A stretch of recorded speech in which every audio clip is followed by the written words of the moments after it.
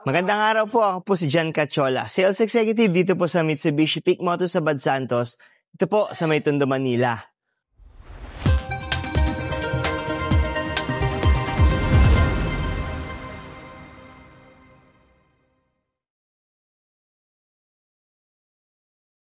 Bali sa video po na to, introduce ko po sa inyo, magre-review tayo ng dalawang expander variants.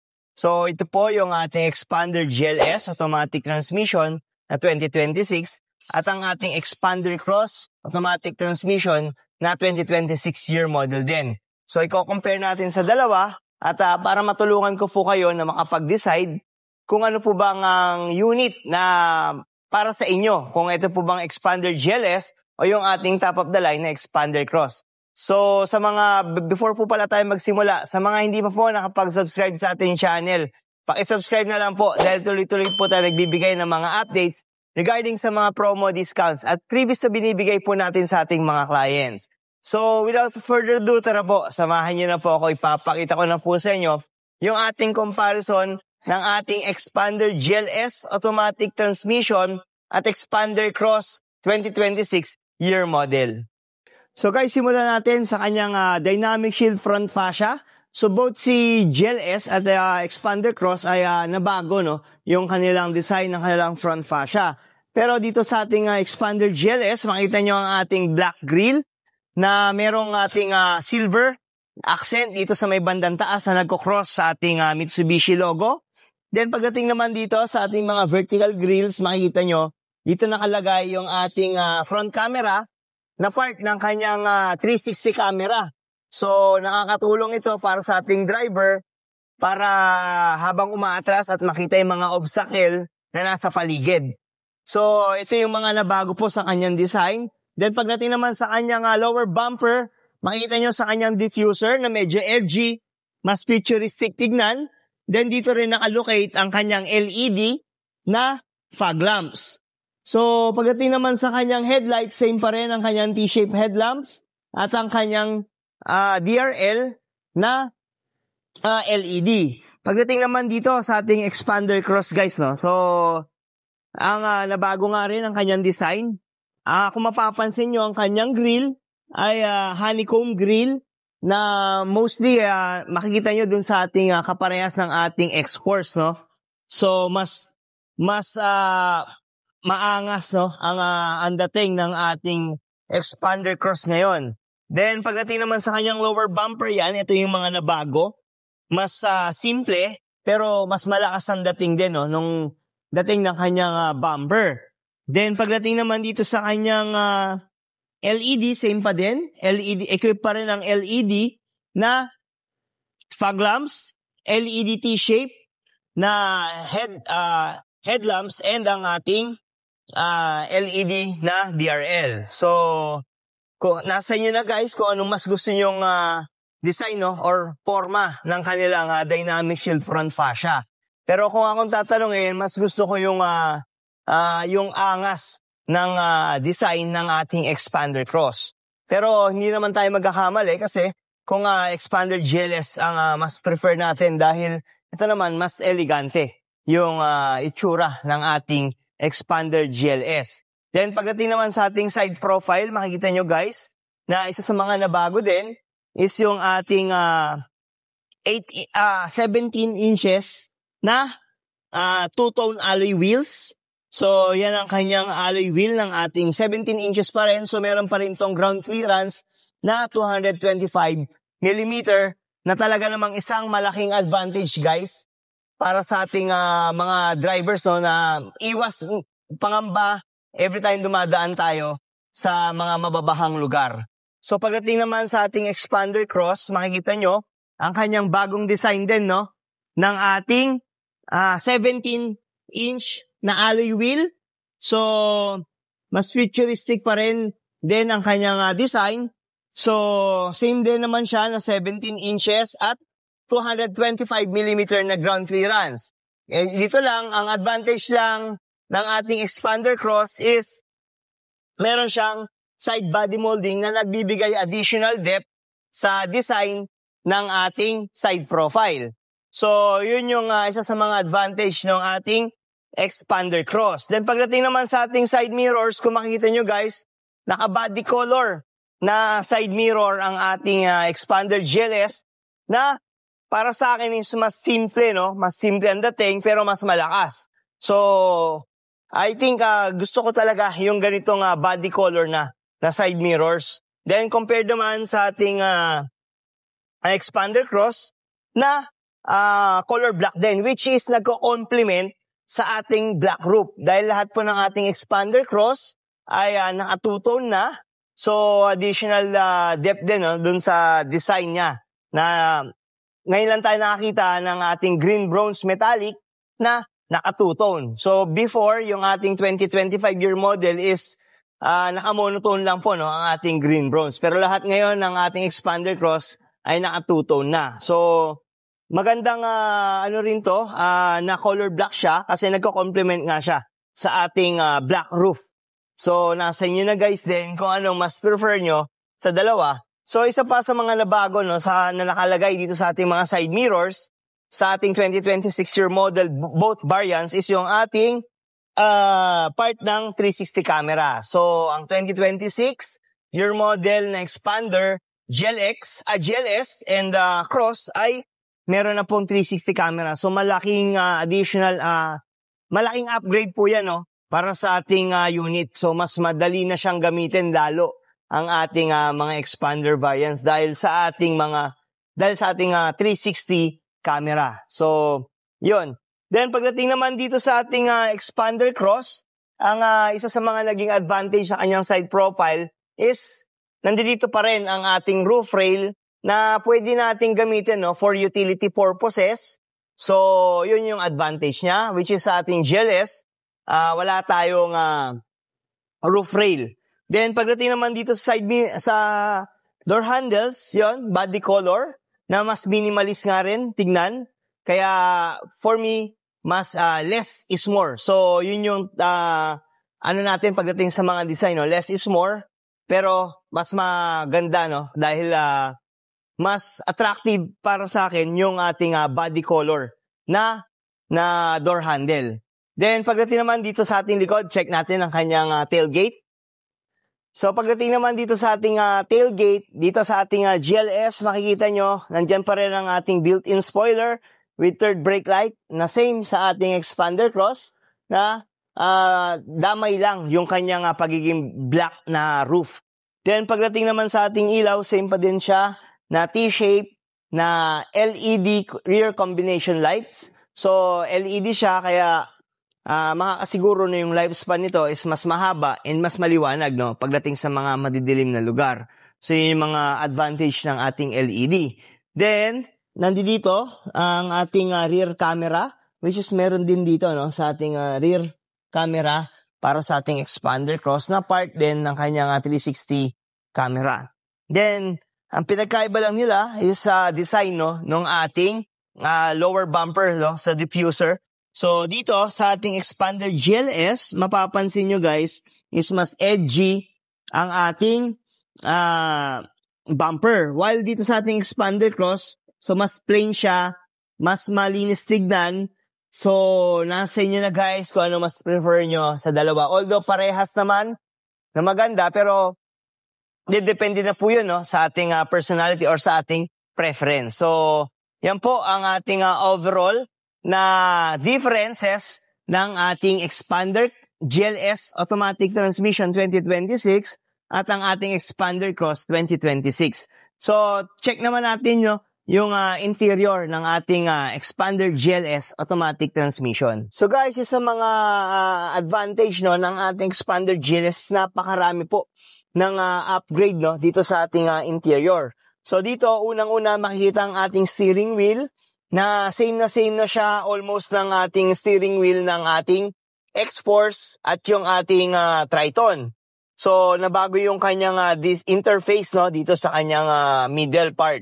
Then, isa sa mga nagustuhan ko din sa upgrade ng ating GLS is yung ating meter cluster na before makikita nyo lang, no, sa ating expander cross. Pero ngayon, expander GLS equipped na siya ng ating 8-inch na meter cluster. So, napakagandang advantage yan, no, na if ever nakukuha kayo ng 2026 year model, halos parang same na siya sa ating top of the line.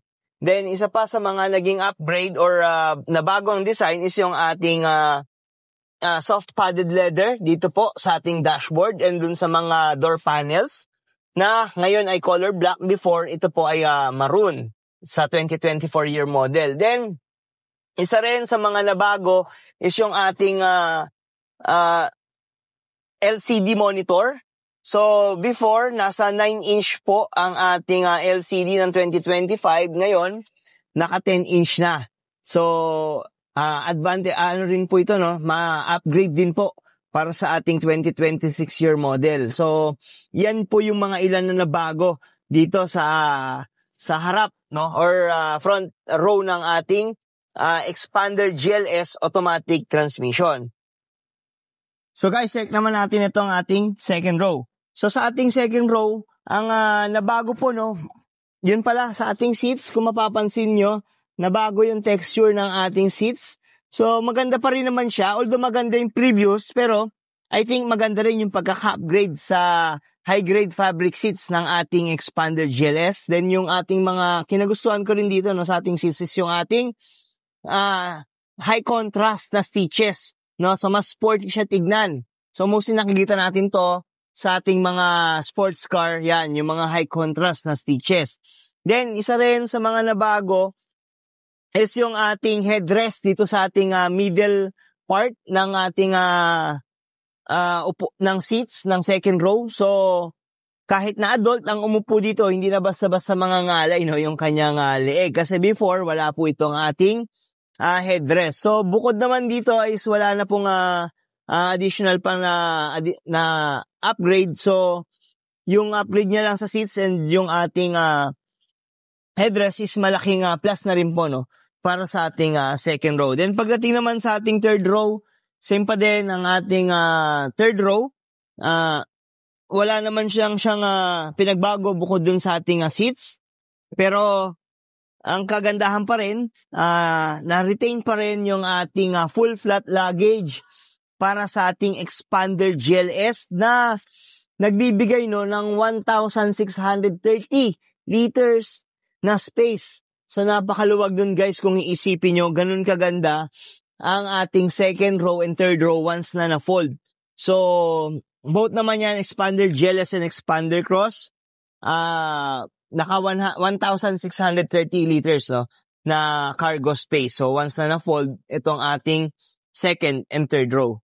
So yun guys yung quick review natin sa interior ng ating Expander GLS automatic transmission. Punta naman tayo sa ating Expander Cross para makita nyo rin, no, yung advantage ng interior ng ating Expander Cross 2026. So guys, dito naman tayo sa interior ng ating Expander Cross 2026 year model. So, discuss ko lang yung mga updated na specs dito sa ating interior. Magsimula tayo dito sa kanyang 10-inch na LCD monitor. So, before, gaya ng ating GLS, naka 9-inch to. Ngayon po ay 10-inch na sa ating 2026 year model. Then, isa rin sa mga nabago is yung kanyang soft padded leather na talaga namang mafe-feel nyo yung pagiging premium ng ating unit dahil same na po siya ng leather and kulay na ginamit sa ating Black Series ng Montero Sport. So, yun yung naging advantage no, ng ating Expander Cross. So, top of the line siya, kaya yung feels niya pagdating sa interior, pang top of the line na rin. So, napakagandang upgrade na ginawa ni Mitsubishi yun, no? Na pina-feel kahit sa ating Expander Cross na yung ating burgundy na color ng soft padded leather. So hanggang sa ating seats na two-tone, makikita nyo yan guys. Yan, naka-burgundy and yung ating black na combination, no? Then yung mga high contrast na burgundy na color na stitches, yan, napaka-sporty niyan tignan. At napakaganda ng ating leather dahil meron itong heat guard, no, sa ating seats. So, ibig sabihin, kahit na mainit, hindi siya basta-basta umiinit, no? Yung ating leather, yung ating premium leather dito sa ating mga seats.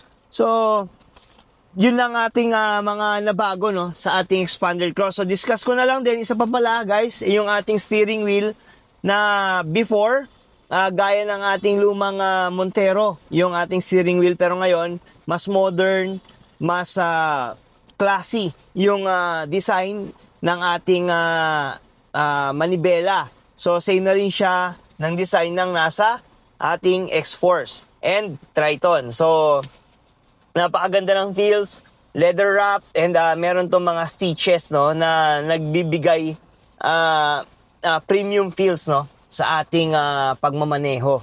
So, yan po yung ilan sa mga nabago dito sa ating Expander Cross, dito po sa ating first row. Then, pagdating naman sa may second row, check natin, guys. So, nandito naman tayo ngayon, no, sa second row ng ating Expander Cross 2026 year model. Bali dito, ang naging upgrade is yung kanyang headrest para sa ating middle passenger na katulad sa ating Expander GLS. Pero, ang advantage nun is yung atin dito sa ating Cross is naka-leather seat. So, dito mafe-feel nyo lalo yung lambot ng kanyang soft leather. And yung ating kulay, no, na talaga namang napaka-premium ng dating na syempre katulad ng ating Black Series ng Montero Sport, no, yung ating burgundy and combination ng black color ng kanilang seats, no. So, ganun kaganda yung feel pag nakaupo ka rito sa ating second row. So, mas relax and at the same time, kahit mainit, hindi siya basta-basta umiinit yung ating leather dahil sa ating heat resistance, no, ng kanyang yung technology ng kanyang leather. Then same ng ating Expander GLS, once na tinambol natin ang seats ng second at third row, meron din itong 1,630 liters na cargo space. So, yan yung mga ilan sa mga advantage na hindi natin makikita sa ating mga competitors. Bukod dun sa ating 225 na millimeter na ground clearance. Yun din yung mga isa sa mga hindi natin makikita, no, sa aftermarket. So, hindi natin siya basta-basta mapapakabit yung mga ganong features na talaga namang ikakapasalamat nyo once na meron kayong expander at dumating tayo sa point na dadaan tayo ng baha or magkakarga tayo ng medyo marami. So, napakagandang advantage talaga ng ating MPV na Expander variant. So, ang ating Expander Cross, Expander GLS at yung kanyang lower variant na Expander GLX, yan. Same yan ng cargo space and ating ground clearance. So, pagdating naman po sa ating pricing, ang ating Expander GLS ay may SRP na 1,259,000 pesos. At ang ating cash discount, meron tong cash discount na around 100,000 pesos. At pagdating naman sa kanyang down payment, for as low as 11,000 pesos ay pwede nyo na pong ma-avail ang ating Expander GLS automatic transmission. So, ganun kababa po ang ating discount para sa ating Expander GLS. Kasama dyan yung mga freebies gaya ng ating leather seat cover. Nagbibigay din tayo ng deep dish matting. Nag-upgrade tayo ng busina ng Bosch Europa horn. So tandaan nyo po, Bosch Europa horn po ang ibinibigay natin na busina sa ating Expander na Expander GLS and Expander Cross. Then pagdating naman po is nagbibigay din tayo ng dashcam, rain visor, hood emblem at marami pa pong iba. So napakarami nating freebies dyan. Patunay yan yung mga kliyente po na nagtiwala sa atin na nag-release na napakarami po nating freebies na binibigay sa kanila. So, sana wag na po kayo magpahuli. If interested po kayo, kontakin nyo na po ako para matulungan ko po kayo na makakuha ng inyong pangarap na Expander GLS. Pagdating naman po sa ating Expander Cross, meron po itong SRP na 1,378,000 pesos. At meron po itong cash discount na around 101,000 pesos. At para naman po sa ating 5 years in-house financing, for as low as 13,000 pesos naman ay pwede nyo pong maiuwi ang ating top of the line na Expander Cross 2026 year model. Then, pagdating naman sa freebies, nagbibigay po tayo ng mga freebies dyan gaya ng ating roof rack. So, nagkakaroon tayo ng additional storage sa ating roof. Pangalawa po ay nagbibigay din tayo ng deep dish matting. Nag-upgrade din tayo ng busina ng Bosch Europa horn.